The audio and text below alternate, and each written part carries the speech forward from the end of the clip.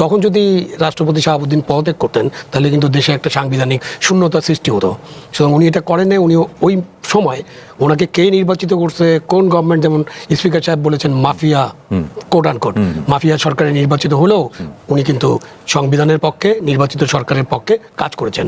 তো রাষ্ট্রপতি তখন পদত্যাগ না করে যে সাহসিকতার পরিচয় দিয়েছিলেন, অন্তত এই কারণে তার একটা প্রশংসা করা উচিত, এবং আমি তার প্রশংসা করি যে উনি তখন সাহসী ছিলেন, আর ওনাকে যেতেই হতো, এবং উনি তো যেতেই চাচ্ছিলেন।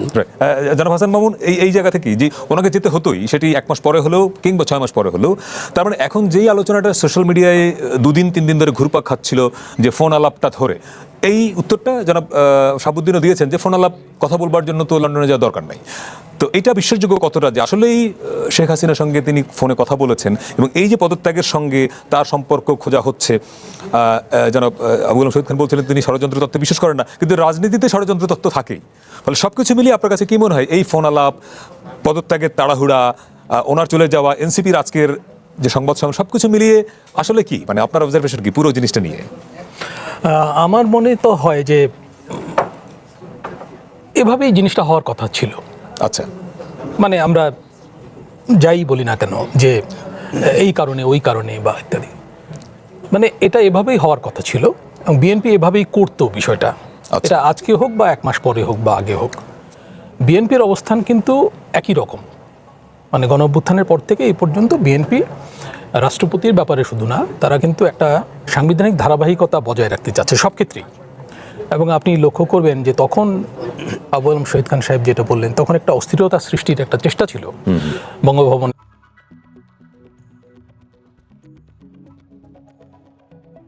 এর সামনে, আমরা দেখেছি উত্তেজনা, এবং অন্তর্বর্তী সরকারের ভূমিকা পরিষ্কার ছিল না, কিন্তু বিএনপির অবস্থান পরিষ্কার ছিল। বিএনপি রাষ্ট্রপতির পদত্যাগ, তাকে ব্র্যান্ড করা যে উনি দোসর বা সহযোগী, সেটা হলেও তারা সেটাকে সামনে আনেনি। এখনো কিন্তু হাফিজ সাহেব যেটা আজকে বললেন, উনি কিন্তু ভারসাম্যপূর্ণ কথা বললেন। মানে মাফিয়া সরকার বলেছেন, আবার তার যে দায়িত্বশীল ভূমিকা, সংকটকালে তার যে ভূমিকা সেটাও উনি প্রশংসা করেছেন। তো আমরা তো দেখেছি যে তিনি কোনো অসহযোগিতা করেননি, বা অসহযোগিতা করার কোনো সুযোগও তার ছিল না। অন্তর্বর্তী সরকারের সময় যতগুলো আদেশ জারি হয়েছে সব তো রাষ্ট্রপতির নামেই হয়েছে। হ্যাঁ, হয়েছে। এবং সবচেয়ে বড় যে ডকুমেন্টটা জুলাই সনদ বাস্তবায়ন আদেশ,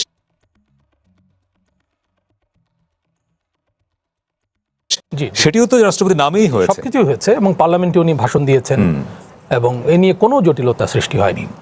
আচ্ছা, অন্তর্বর্তী শাসনামলে তাকে বাইরে যেতে দেওয়া হয়নি। একটা অবিশ্বাসের মুখোমুখি উনি ছিলেন যে বাইরে গিয়ে উনি কি বলেন বা কি করেন ইত্যাদি। আর উনি দেশের ভেতর থেকেও অ্যাপের মাধ্যমে শেখ হাসিনার সঙ্গে যোগাযোগ করতে পারেন। আর উনি তো আওয়ামী লীগের একজন, মানে আওয়ামী লীগের রাজনীতির সঙ্গে সম্পৃক্ত ছিলেন, গভীরভাবে সম্পৃক্ত ছিলেন ছাত্র জীবন থেকে। ফলে উনি তো একেবারে হাড়ে মাংসে আওয়ামী লীগ, কোনো সন্দেহ নাই। এবং সে কারণেই শেখ হাসিনা তাকে রাষ্ট্রপতি বানিয়েছেন, অনেককে অবাক করে দিয়ে। হ্যাঁ, উনি যখন রাষ্ট্রপতি হবেন তার আগে তো ওনার নাম আমরা জানতামই না, মানে আলোচনার মধ্যেই ছিলেন না, কোনোভাবে ছিল না। এবং এই জন্য এখনো এই আলোচনায় আছে যে এখনো কি সেই রকম কেউ রাষ্ট্রপতি হয়ে যেতে। আমরা সেই প্রসঙ্গে যাবো একটু পরে। জি, আমার মনে হয় যে এটা ঘটতোই, এবং এভাবেই ঘটতো। আর এনসিপি বা আজকে যেসব উত্তেজনা হচ্ছে রাস্তায়, প্রতিবাদ বিক্ষোভ, তাকে গ্রেপ্তার করা, তাকে স্বৈরাচারী সরকারের দোসর, এগুলো তো বলাই যায়, কোনো সন্দেহ নাই। উনি কেন প্রতিবাদ করেননি, তখন গুনগুনের সহযোগী ছিলেন, এটা বলাই যায়। কিন্তু উনি তো সেই সরকারের মনোনীত ছিলেন, এ ব্যাপারে তো কোনো সন্দেহ নাই। এবং উনি ওই পদে থেকে কি করে শেখ হাসিনা সরকারের বিরোধিতা করবেন, এটাও তো মানে যুক্তিসঙ্গত। ওই আমলে কতজন বা বিরোধিতা করতে পেরেছে, হ্যাঁ, মানে সেটা তো আরেকটা প্রশ্ন। এটা হয় কি না আদৌ, তাই না? এগুলো তো বলা যায় রাজনৈতিকভাবে। আমার মনে হয় না যে ঘটনা জটিলতার দিকে যাবে, যা হওয়ার হয়ে গেছে। এখন নতুন রাষ্ট্রপতি কে হবেন সেটা নিয়ে বাজারে আলোচনা। কিন্তু আপনার কি মনে হয় না যে এনসিপি আজকে যে স্টেটমেন্টটা দিল তার সংবাদ সম্মেলনে, এই সরকারের সঙ্গে এনসিপি জামাতের যে সম্পর্ক, ধরেন যদিও তারা বিরোধী দল, কিন্তু বিএনপি যে অবস্থানে আছে, জামাত এনসিপি যা চায় তার বাইরে গিয়ে খুব র্যাডিক্যাল কিছু করবার সুযোগ বিএনপির সামনে আছে বলে মনে হয় আপনার? জামায়াতের যে বিবৃতি আমি দেখলাম তাতে কিন্তু তাকে রিজনেবল মনে হয়েছে। আচ্ছা, জামায়াত ইসলামী বলেছে যে মানে স্বৈরাচারী শাসনের শেষ ছায়াটি সরে গেছে, তাকে গ্রেপ্তার করো, বিচার করো, এই দাবিটা খুব বলে এনসিপি বলেছে। গ্রেপ্তার করে শুধু গ্রেপ্তার না, ট্রাইব্যুনালে মুখোমুখি ইনকিলাব মঞ্চ বলেছে। এগুলো তাদের পুরনো দাবি। আমি বলতে চাচ্ছি যে গণ অভ্যুত্থানের পরে যার যে অবস্থান ছিল, সেই অবস্থানটা কিন্তু এই ঘটনাটাও রিফ্লেক্টেড হচ্ছে। এটা নতুন কোনো অবস্থান না, কারোই না, বিএনপিরও না, অন্য পক্ষেরও না। তবে বিএনপি যেহেতু ক্ষমতায় আছে, বিএনপি যেভাবে চাবে সেভাবেই পরিবর্তনটা হবে, এবং পুরো পরিস্থিতি বিএনপির নিয়ন্ত্রণে, এবং সরকার নতুন কাকে মনোনীত করবে, যাকে মনোনীত করবে তিনিই তো নতুন রাষ্ট্রপতি সোশ্যাল মিডিয়ায় যে এরপরে কি তাহলে রাষ্ট্রপতিকে সরিয়ে দেওয়া হচ্ছে, মানে এটা কি গুঞ্জন হিসেবে আমরা দেখবো? সেনাপ্রধানকে সেনাপ্রধান না, রাজনীতির সহজ অঙ্ক কি বলে যে এখন যারা ক্ষমতাসীন আছে সেই কথাটা একটু বলতে হয়। ক্ষমতাসীনদের কথা বলতে গেলেও ধরেন একটা নর্মাল প্রসেসে তো ক্ষমতা না, একটা সংকটপূর্ণ পরিস্থিতিতে, এবং শহীদ ভাই খুবই কারেক্টলি বলছেন যে ভোট বা এটা নিয়ে নানা কথা থাকলেও ন্যূনতম গণতন্ত্রের পথে হাঁটার প্রচেষ্টা নেওয়া হচ্ছে, এবং সেইটা নিতে যেও আমরা দেখতে পেলাম আন্দোলনকারী শক্তি বা একসময় বিএনপির যারা খুবই ক্লোজ ছিল তাদের সাথে দূরত্বের পরিমাণ অনেক বেশি, এবং সেটা স্বাভাবিক, কারণ তাদের যে বক্তব্য তাতে তো এটা একটা ক্ষতিকর জায়গায়। তা খুবই স্বাভাবিক বিএনপিকে যদি ন্যূনতম গণতন্ত্রের পথে হাঁটার কাজটা করে এবং নিজের জায়গায় থাকে, তাকে তার শক্তিটা সংহত করতে হবে। তাই রাষ্ট্রপতির পয়েন্টটাও তো এক অর্থে তো তাই, শক্তি সংহত করে নিজের জায়গায় আনা। মানে এখন নিজের লক্ষ্যে এখন বসানো। হ্যাঁ সেটাই। এখন ওই যে আপনি সেনাপ্রধানের কথা বললেন, আমি বলি যে এই ফর্মুলায় যদি ওনারা সেনাবাহিনীতে যে পুনর্গঠনের কাজ অলরেডি তো করছেন, কিছু অনেকগুলো ব্যাপার আছে, তা সেই জায়গায় যদি এটা, যেহেতু আমার কাছে তথ্য নেই জানি না, যদি এখনকার সেনাপ্রধান বাধা হয়ে দাঁড়ায় কেবলমাত্র তখন ভাবতে পারেন, কিন্তু দূর থেকে তো এরকম কিছু এখন পর্যন্ত বোঝা যাচ্ছে আমরা না। দেখছি না। সুতরাং আমার ব্যক্তিগত বিবেচনা, যদি ওই ধরনের কোনো বাধা হওয়ার তথ্যপত্র না থাকে তাহলে তো সরিয়ে দেওয়ার কোনো কারণ এই জায়গাটা দেখি না। বরঞ্চ এমনি বিএনপি তারা এত চতুর্দিকে ঝুটঝামেলার মধ্যে আছে, সেই জায়গাটা কিভাবে কনসলিডেট করবে সেই জায়গায় তারা বড় নজর দেবে বলে আমার ধারণা। জনাব আবুল কালাম শহীদ খান, এই চিঠিটার আমি মনে করি যে, বা আমরা মনে করি যে একটা বড় ডকুমেন্ট ভবিষ্যৎ রাজনীতির জন্য, কেননা এইখানে অন্তর্বর্তী সরকার গঠিত হওয়ার পরে ফোরাম নানা জায়গা থেকে প্রশ্ন উঠছিল যে কিসের ভিত্তিতে হলো, এবং এই যে সংবিধানে 106 অনুচ্ছেদ বলে সুপ্রিম কোর্টের কাছে মতামত চাওয়া হয়েছিল, সেই মতামতের কপি কোথায়, কে চেয়েছিলেন, এই নিয়ে প্রশ্ন ছিল। আজকে চিঠিতে তিনি স্পষ্ট উল্লেখ করছেন রাষ্ট্রপতি যে 106 অনুচ্ছেদের ক্ষমতা বলে আমি রাষ্ট্রপতি হিসেবে বাংলাদেশ সুপ্রিম কোর্টের আপিল বিভাগের মতামত কামনা করি। অতঃপর সুপ্রিম কোর্টের আপিল বিভাগ তারা যে মতামত দেয় তার ভিত্তিতে অন্তর্বর্তী সরকার গঠিত হয়, অর্থাৎ অন্তর্বর্তী সরকারের যে সাংবিধানিক ভিত্তি সেটির একটি দলিল এই চিঠিটা কিনা। এবং ভবিষ্যতে এই চিঠিটা মানে বাংলাদেশের পলিটিক্সকে বুঝবার জন্য বা ইন্টারিম গভর্নমেন্টকে বুঝবার জন্য কাজে আসবে কিনা, বা ওই যে বিতর্কটা ছিল ইন্টারিম গভর্নমেন্ট কিভাবে গঠিত হলো, সেইখানে এই একটা প্রশ্নের জবাব কিনা এই চিঠিটা। ইন্টারিম গভর্নমেন্ট কিভাবে গঠিত হয়েছে যে বিতর্ক আছে, সেই বিতর্কের সমাধান এই চিঠিটা না, চিঠি না, অবশ্যই না, শুধু এই চিঠি দিয়ে তো হবে না। এবং মানে এটা কি একটু সেন্সিটিভ হয়ে যাবে কিনা আপনার স্টেশনের জন্য বা আমাদের সকলের জন্য। এবং এই চিঠি যে রাষ্ট্রপতি লিখেছেন এবং রাষ্ট্রপতিকে যখন চিঠিটা লিখছেন, এটার যে কনসালটেশন হয় নাই সেটাও কিন্তু আমরা জানি না। আচ্ছা, আপনি বলছেন রাষ্ট্রপতির লেখা কিনা সেটা বলছেন আপনি? রাষ্ট্রপতির লেখা তো বটেই, আচ্ছা। আমি বলছি এটা কনসালটেশন হয়েছে কিনা, সরকারের সাথে কনসালটেশন হতে পারে। আচ্ছা, কেন আমাদের দেশের সংবিধানের যে অবস্থা সেখানে একটু আলোক দেওয়ার চেষ্টা করা হয়েছে না, যে আমাদের সংবিধান মানে রাষ্ট্রপতি যে সরকার, যার যে দল ক্ষমতায় থাকবে, যারা সরকার গঠন করবে, তাদের মতামতের বাইরে যে কিছু করতে পারবে না।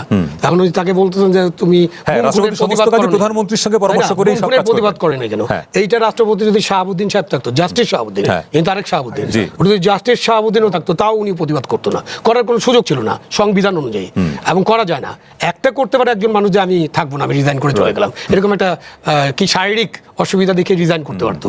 তো এইখানে এই চিঠিটা দিয়ে অন্তর্বর্তী সরকার গঠন হওয়ার যে বিচারিক প্রক্রিয়া বা যে সাংবিধানিক প্রক্রিয়া, সেটা পুরোপুরি যুক্তিযুক্ত হয়ে যায় এরকমটা বোঝার সুযোগ নেই এখন পর্যন্ত। পরে এই চিঠি নিয়ে আরো কি আলোচনা হবে আমরা তো জানি না, পরে ভবিষ্যতে। যেমন ধরেন যে আপনি একটু আগেই বলছিলেন না যে অন্তর্বর্তীকালীন সরকারের সময় যত এইসব বিধান, আদেশ, অধ্যাদেশ, একেবারে একটা বড় অধ্যাদেশ, জুলাই তো এইসবে রাষ্ট্রপতির অনুমোদন ক্রমে করা হয়েছে। বাট তার যে পরবর্তীকালে বিভিন্ন মিডিয়ার সাথে ইন্টারভিউ, সেটাতে এরকম মনে করার সুযোগ আছে, বা এখন উনি মুখ খুলবেন কিনা আমি জানি না, এরকম মনে করার সুযোগ আছে ওই সময়ের ইন্টারভিউয়ে যে অনেক জিনিস তাকে কনসাল্টই করা হয়নি। আপনি যদি প্রধানমন্ত্রীর অফিসে বসে বা যে কোনো মন্ত্রণালয় মহামান্য রাষ্ট্রপতির আদেশ ক্রমে একজন অ্যাসিস্ট্যান্ট সেক্রেটারি সাইন করে দেয়, এবং সেই নথি যদি রাষ্ট্রপতির কাছে পাঠানো না হয়, হোয়াট ক্যান রাষ্ট্রপতি ডু? এবং রাষ্ট্রপতি কিন্তু ওই সময় একটা চিঠিও লিখছিলেন, যখন বিভিন্ন এম্বাসি থেকে তার ছবি চিঠি লিখলেন। তার মানে অন্তর্বর্তীকালীন সরকারের সময় যত আদেশ জারি হয়েছে, সেই আদেশগুলোতে রাষ্ট্রপতির মানে এই রুটিন অনুমোদন নেওয়া হয়েছে কিনা এটা একটা সন্দেহের তালিকা রাখেন, মানে কোশ্চেন মার্ক। এই কোশ্চেনের উত্তর আমাদেরকে পেতে হবে। এইটা জানা যাবে তখনই যদি উনি কখনো আত্মজীবনী না উনি কখনো লেখেন, অথবা যখন সরকার চাইলে এটা করতে পারে, সরকারের কাছে এখন তো সরকার মানে তো প্রভূত ক্ষমতা, তার মানে রাষ্ট্রপতির দপ্তরে কিন্তু এই সরকার সেই পথে যাবে আপনার মনে হয়? যেটা যাওয়া উচিত, তো আপনি তো বাইর করবেন, কারণ যে কোনো সরকারে যাওয়া উচিত। আপনি যদি ডেমোক্রেসি চান, আপনি যদি ডেমোক্রেটিক ওয়েতে সবকিছু করতে চান, তাহলে যদি অন্তর্বর্তীকালীন সরকারের সময় এরকম কোনো জটিলতা হয়ে থাকে বা জাল করা হয়ে থাকে, সেটা তো জানতে হবে মানুষকে। কারণ এই সরকারের জন্য তো জুলাই সনদ একটা কাটার মতো না। ওনারা অক্ষরে অক্ষরে জুলাই সনদ বাস্তবায়ন করবেন, কিন্তু সেটা কি, সেটার অর্থ ওনারা আমি বুঝি with যে note of উনি dissent। উনি যে নোট অফ ডিসেন্ট ওটা বলে না, মানে ওটাই বলতে হবে যে নোট অফ ডিসেন্ট ছাড়া বাকিটা অক্ষরে পালন করব।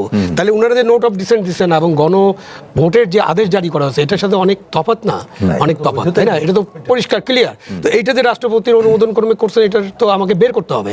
সো রাষ্ট্রপতির দপ্তরে যে কোনো নথি গেলে উনি যখন নথি ফেরত দেন, ওখানে কিন্তু একটা ছায়া নথি স্টার্ট হয়। সুতরাং ওইখানে ইভেন প্রধানমন্ত্রীর অফিসে যখন নথি যায়, প্রধানমন্ত্রী অনুমোদন করেন, সেটার যে সামারি এবং পুরো নথিটা সেটা প্রধানমন্ত্রীর অফিসে থাকে।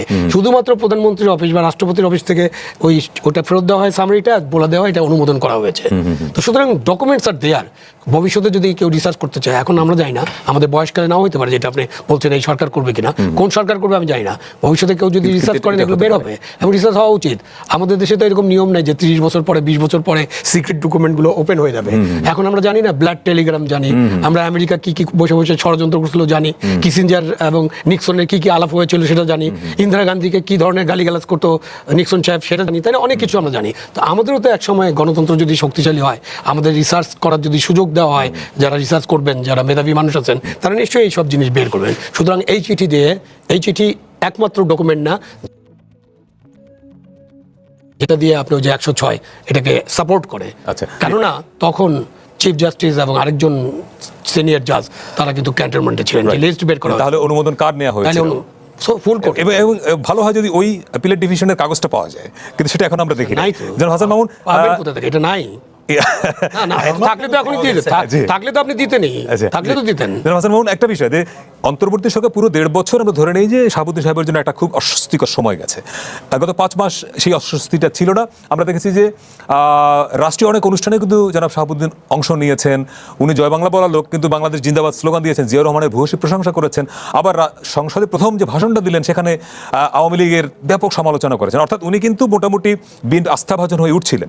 ফলে বঙ্গভবনে থাকাকালীন এই যা যা ঘটলো, অন্তর্বর্তী সরকারের সময় কাগজপত্রের যা জনাব শহীদ খান যেটা ইঙ্গিত করছিলেন, আপনার কি মনে হয় এই সরকার ওই পথে, ওই রিসার্চ করা কিংবা ওগুলো বের করার পথে আর যাবে আসলে?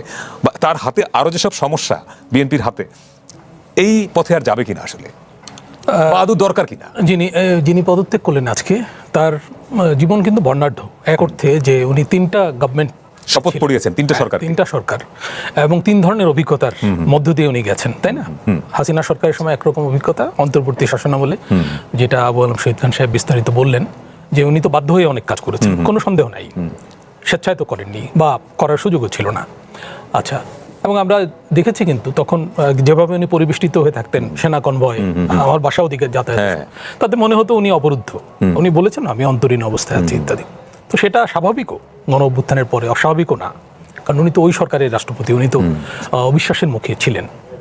আর বিএনপি সরকারের সময় মোটামুটি একটা ফ্রেন্ডলি পরিবেশ উনি পেয়েছেন, মানে স্বাভাবিকভাবে দায়িত্ব। উনি তো চিকিৎসার্থে লন্ডনেও গিয়েছিলেন, যেখানে এই বিতর্কটা তৈরি হয়েছে যে উনি কথা বলেছেন কিনা ক্ষমতাচ্যুত প্রধানমন্ত্রীর সঙ্গে। তো উনি আবার ফিরেও এসছেন। অনেকে কিন্তু বলছিল উনি আর ফিরে আসবেন, ওনার জন্য নাকি ভালো অপশন ছিল ওইটা, ফিরে না আসা ইত্যাদি। ওখানে বসে পাঠিয়ে দেওয়া। জি, ফিরে এসছেন এবং উনি নিয়ম অনুযায়ী, আমার ধারণা সরকারের ইচ্ছা অনুযায়ী পদত্যাগ করেছেন ওই ধারাতে। আচ্ছা, ওনার যে ড্রাফট চিঠি, এটা আমিও ওনার সঙ্গে একমত যে এটা হয়তো সরকারের লিখে দেওয়া বা তার সাথে পুরো ভাষাটাই, পুরো টেক্সটই কম্পিউটার করা, কিন্তু শুরুতে আবার শ্রদ্ধা ভাজন নিজে হাতে লিখেছেন। জি, আমার মনে হয় যে এটা কনসালটেশনের মাধ্যমেই হয়েছে। সরকারের ইচ্ছা অনুযায়ী উনি সেইভাবেই লিখেছেন এবং উনি শান্তিপূর্ণভাবে প্রস্থান নিতে চেয়েছেন এবং ওনার যে অবসরকালীন সুযোগ। বিএনপি এই ইস্যুটা নিয়ে আর আগাবে না? আমার মনে হয় যে এগুলো ঘাটাঘাটি বিএনপির করার সময় নাই, কারণ বিএনপি একটা জটিল অবস্থার মধ্যে দেশ পরিচালনার দায়িত্ব পেয়েছে। হাসিনা সরকারের অপকর্মের ফলে দেশের একটা বাজে পরিস্থিতি, আবার অন্তর্বর্তী শাসনামলে অরাজকতার কারণে দেশের বিশেষ করে আর্থসামাজিক অবস্থার খুবই খারাপ অবস্থা। আমরা তো আজকে আলাপ করতে পারতাম যে ট্রাম্পের শুল্ক 10% শুল্ক, বাণিজ্যমন্ত্রী অবশ্য বলেছেন যে কোনো নেতিবাচক প্রভাব পড়বে না, কারণ এই শুল্কটা আগেও ছিল, সময় পার হয়ে যাওয়াতে নতুন করে হয়েছে। সেটা নিয়ে আমরা আলাপ করতে পারতাম। যাই হোক, তারপর দেশের কর্মসংস্থান পরিস্থিতি, বৈদেশিক ঋণ, পরিশোধের চাপ, এগুলো তো জটিল এর মধ্যে অবস্থা। আবার একটা পর একটা প্রাকৃতিক দুর্যোগ, তেলের দামের পরে গ্যাসের ক্রাইসিস, যে গ্যাস নিয়ে একটা বিরাট সংকট বিরাট চলছে, পেট্রোল পাম্পগুলোতে মানে সিএনজির জন্য লাইন, Right. ঘরে ঘরে গ্যাস পাওয়া যাচ্ছে না। এই সব পরিস্থিতির মধ্যে আমার মনে হয় না যে এগুলো বিএনপি ঘাটাঘাটি ঘাটাঘাটি করবে। করবে। বিএনপি বরঞ্চ এখন একটু সংকটের মধ্যে আছে যে 2-4 জনের নাম আলোচিত হচ্ছে। Right. কাকে এক এক সময় আমরা সাংবাদিক হিসেবে খবর পাচ্ছি যে কেউ মঈন খান সাহেব এগিয়ে আছেন, হ্যাঁ। কখনো মনে হয় ফখরুল সাহেব এগিয়ে আছেন, এইসব চলছে। কিন্তু আপনাকে মনে হয় যে এই দল আলোচনা। থেকেই সিনিয়র কাউকে নিয়ে আসবে? বিএনপির তো একটা মানে এক্সাম্পল আছে, নন পলিটিক্যাল কাউকে রাষ্ট্রপতি করা, যেমন ইয়াজউদ্দিন আহমেদ ছিলেন। এখন যদি তার ব্যাপারে আবার বিএনপি শেষ দিকের এক্সপেরিয়েন্স ভালো না, তাহলে আপনাকে মনে হয় যে পলিটিক্যাল মানে দল থেকেই কেউ হচ্ছেন, এরকম মনে হয়? আমার মনে হয় না যে বিএনপি খুব অ্যাডভেঞ্চারে যাবে। শেখ হাসিনা কিন্তু একটা অ্যাডভেঞ্চারে গিয়েছিলেন শাহাবুদ্দিন সাহেবকে, Right. জাস্টিস শাহাবুদ্দিন, এবং অভিজ্ঞতা সরকারের ভালো হয়নি। মানে শাহাবুদ্দিন সাহেবের অভিজ্ঞতা ভালো হয়নি, সরকারের ইভেন অভিজ্ঞতা ভালো ইয়াজউদ্দিনের সঙ্গে সম্পর্ক মানে শাহাবুদ্দিন অভিজ্ঞতা তো সাহেব ভালো না। বিল তো ফেরত পাঠাতেন, এই জননিরাপত্তা বিল ফেরত পাঠিয়েছিলেন, হ্যাঁ, তাই না?